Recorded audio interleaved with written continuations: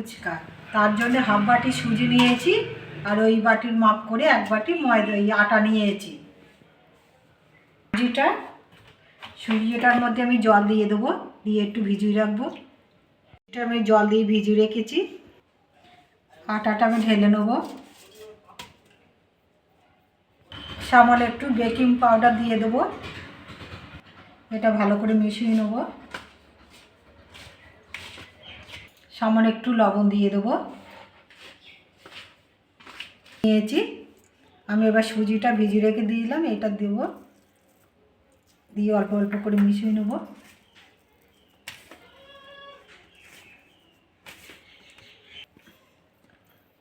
সব সুজিগুলো নিয়ে নিলাম।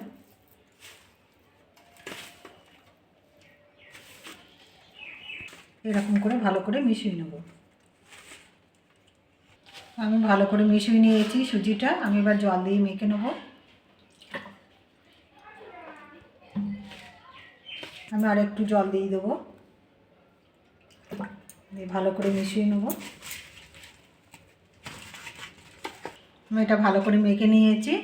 ঢাকা দিয়ে 10 মিনিট ঢাকা দিয়ে রেখে দেবো। আমার হয়ে গেছে, আগের থেকে একটু নরম হয়ে গেছে। আর একটু মেখে নেবো ভালো করে।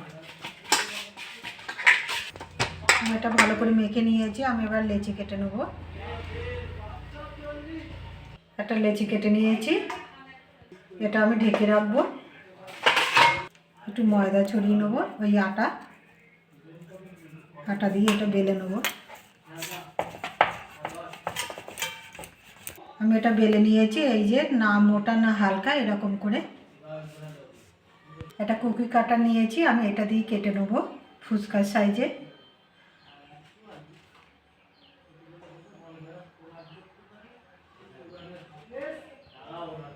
সবগুলো কেটে নিয়েছি, আমি এবার তুলে নেব।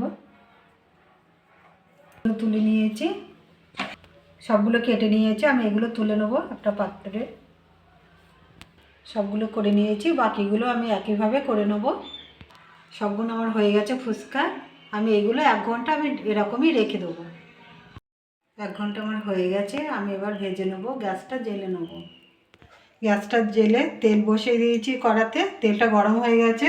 আমি এবার ফুচকা ভেজে নেব।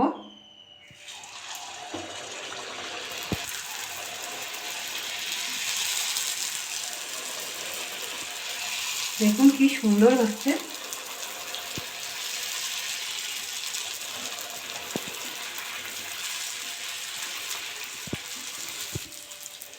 উল্টে দেবো।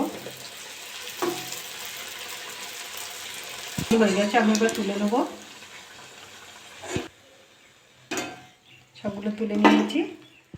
একটা জিনিস বলা হয়নি, আমি এরকম রেখেছি। আমি এইটাই তুলে নিয়েছি, এইটাই তোলার দিকে দেবো, আর ওপরটা ওপরেই থাকবে।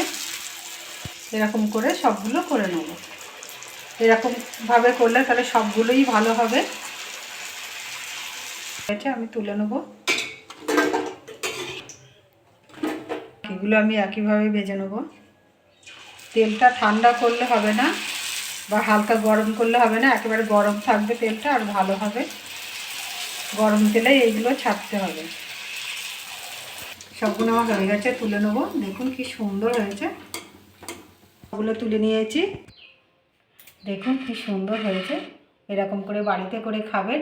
খেয়ে ভালো লাগলে আমার চ্যানেলটাকে লাইক করবেন, শেয়ার করবেন, কমেন্ট করবেন, সাবস্ক্রাইব করবেন। ধন্যবাদ।